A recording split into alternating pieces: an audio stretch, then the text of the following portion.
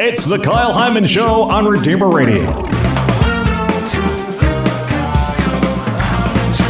This is Kyle Hyman, and joining me today to talk about A Mother's Hope and the great work that they're doing with that ministry is Jacob Laskowski. Thanks for being here, Jacob. Good morning, Kyle. Good morning, Andrea. Thanks for having me. Yeah, it's great to have you here. And I'm excited to learn more about A Mother's Hope. I know I've been hearing about it a lot over the past, maybe year or so. But what is the purpose of A Mother's Hope? The purpose of A Mother's Hope is really to be a refuge for homeless pregnant women in Fort Wayne and Allen County. It's the fruit of the work of the past 3 years of a lot of prayer and meticulous planning and fundraising. And we are about to open, which is a pretty exciting time for us right now. And September looks like it's when we'll be able to house our first mother. So we're pretty pumped about that. But in essence, there are no opportunities for homeless pregnant women in Fort Wayne. Wow. There are plenty of homeless shelters and other things like that. But as you know, being a father and husband to a wife, that pregnant women need specific care and need unique care that really homeless shelters in general can't necessarily sustain it and keep. And so A Mother's Hope was the fruit of the prayer of our founder, Stacia Roth, who had actually watched the annual Bishop's Appeal video, I think 4 years ago now. Oh, okay. And in there was Hannah's house, a story about Hannah's house. Yeah. Up in South Bend. Yeah, and Mishawaka. Okay. And she left Mass. She was driving home, and she was talking to her husband, John, and they were driving back from Mass, and she was complaining, why isn't there a resource like that in Fort Wayne? And he turned to her and he said, well, maybe you should do it. Yeah. And she hasn't looked back since. So I got involved, I guess, about 2.5, 3 years ago. And it was a very easy thing to say yes to. And being pro-life, for me, my passion is being proactive and being pro-life. What can I do to serve mothers courageous mothers who choose life for their babies, especially in this situation? So I joined the board. And my first board meeting, I went in, and it was me, and there were 12 women in the room. And I it was kind of humorous and whatnot. And afterwards, it kind of bothered me, that I was the only man in the room. And it bothered me. I was like, why should it matter that there aren't very many men in there? Because it's a women's organization. They're serving women. That makes sense. And so I took it to prayer, and I realized the reason why I was bothered was that men aren't involved. And that's why we have to open the house.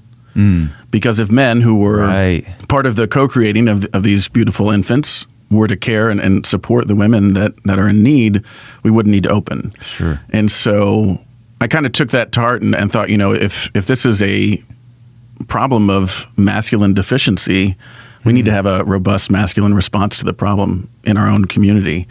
And so I made it my prayer and my effort to bring and recruit more men onto the board. And then also the fruit of that prayer was Holy Smokes, which is a men's cigar benefit that we're hosting Thursday, September 6th. And this is our second year. Last year we put it together, and it's men coming together. Bishop spoke last year at our event, and just a night for men to come together and to support women in need. This year we have Joe Wrights. He's a former Colts offensive tackle. He's coming to speak about his faith life. And his story is he was an NFL player for about 6 seasons for the Colts, retired last year. He's 33. And he likes to think of life in the 3 Fs. Faith, family, and football. And faith is always first, family second, and then football, his passion and his work is last. So he's going to talk about that and how faith impacts all the things that he does now. And he speaks at elementary schools, high schools, and men's groups across the state. Well, it sounds like a great event, even minus the fundraiser, but the nice thing is you're also supporting something that's so important. Can you talk a little bit about the need in the area for something like A Mother's Hope? Yeah, absolutely. So even last year alone, there were about 120 women in Allen County that were pregnant and homeless and called the local hotline seeking shelter. And so it's an alarming issue in our own neighborhood that we need to help take care of. And like I said, there are a lot of homeless shelters, but what A Mother's Hope is going to do in a unique way is not just be a shelter with a cot. It's going to be a house, a home. It's really a refuge. So when a mother comes who needs our support, she's going to move in. There'll be a community of other women, other moms there. There'll be room for 8 altogether. And they'll go through a program that we've built that will help them become more self-reliant after they move out of the house. Okay. So cooking skills, cleaning skills, raising a baby skills, those types of things, but also opportunities for job training and things like that. So we're working with well over a dozen agencies in Allen County and Fort Wayne that offer things that we can bring into the home that we don't have to recreate, like job training and things like that. So we have a great network of support throughout the community, and this is just going to be their place where they can call home and build a better life for themselves.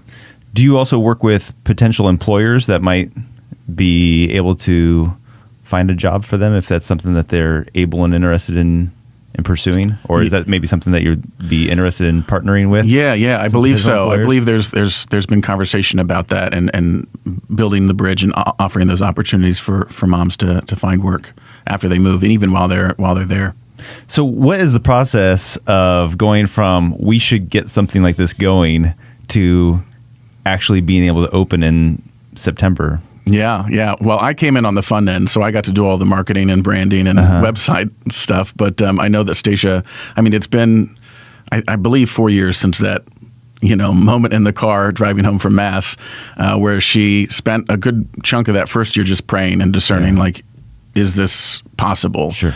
And then after that, putting a group together to form the first board of directors, and then starting to build resources and starting to build a strategic plan. We worked with True North Advisors to put together a great plan in place of our programming, of how we're going to run the house, how it's going to be funded, and then going and pitching that to the very generous donors in Allen County and Fort Wayne who saw the need and saw the passion that Stacia and all of us have, and were willing to be generous. We're talking with Jacob Laskowski about A Mother's Hope. You can check it out. mothershopefw.org is their website where you can find a lot of information as well as ways that you could donate through there if you aren't able to, or you want to just donate in addition to going to the Holy Smokes fundraiser that you're talking about. When is that again? September 6th. And what are some of the other needs that you would have at A Mother's Hope? Imagine the needs are, there'd be a lot of similarities between A Mother's Hope and other pro-life pregnancy centers that are in the area, but also some different needs. Yeah, well. Certainly. So we work closely, and we have been working closely with Women's Care Center and other pro-life centers in the city who either we refer moms to or they refer moms to us. One of the first stories actually of a mother that we helped serve, this was probably 3 years ago. She came into a Women's Care Center, and they referred her to us to, even though we weren't open, we could help find resources for her. So put her up in a hotel and make sure she can get to a doctor's appointment, things like that. And her son is now 3 years old. And he was at our gala in April. So it was great to see him and hear her story at the gala. And now she says she wants to do whatever she can for Mother's Hope and for other moms that are going to live in there. Yeah. What is the facility going to be like?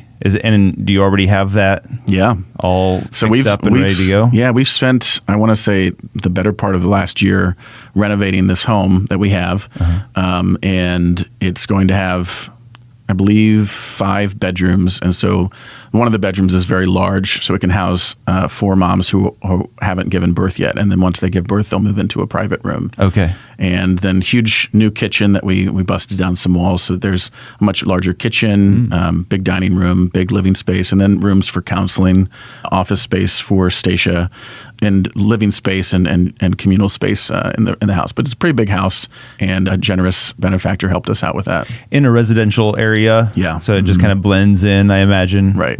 Yeah.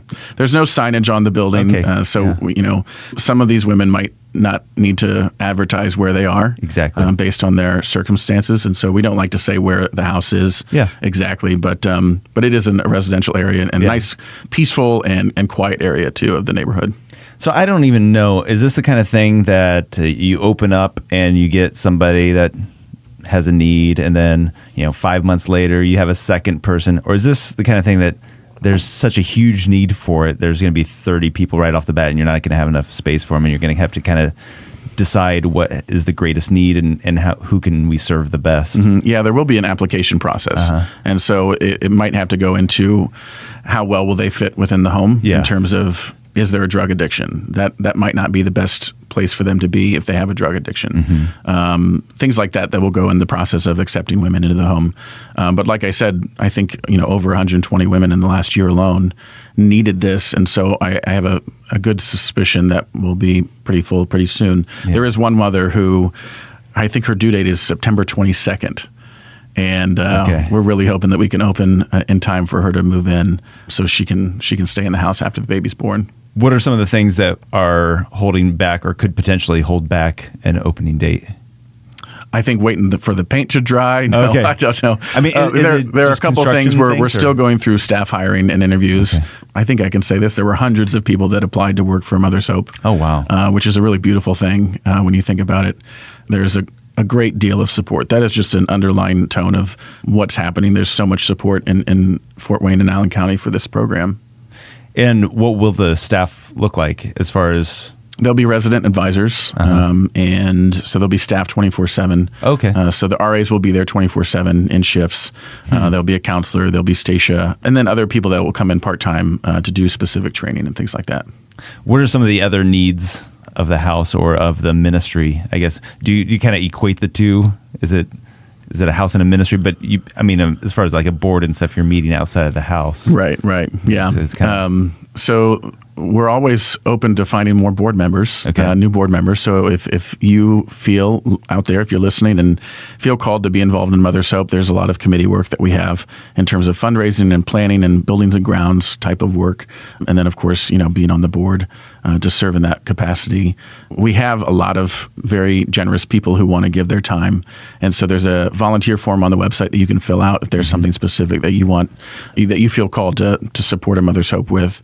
I know the Knights of Columbus are going to be taking care of lawn care for the house year round. Nice. So there's a lot of little opportunities like that you can plug in through the website. What would be the longest somebody might stay there?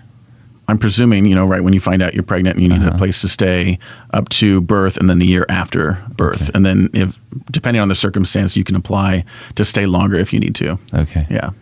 Well, it seems like such a great ministry and a great need, and maybe we'll need to clone it multiple times. But actually, hopefully, we can fix the problem as well, and so there's not so much of a need. Yeah. But also remind people that you can check out A Mother's Hope at amothersHopeFW.org. Also, Hannah's House is in Mishawaka. If people are up in that area and want to learn more about Hannah's House, we've had them on, talked to them before. Yeah. Anything else that you want to share with people? Yeah, I just one last comment would be to pray for the success of A Mother's Hope, to pray for Stacia and the staff, to pray for the women that are going to be moving in, but also, to pray for the men in this community to step up and rise up, to be true men and to be caregivers for families in our community. Yeah.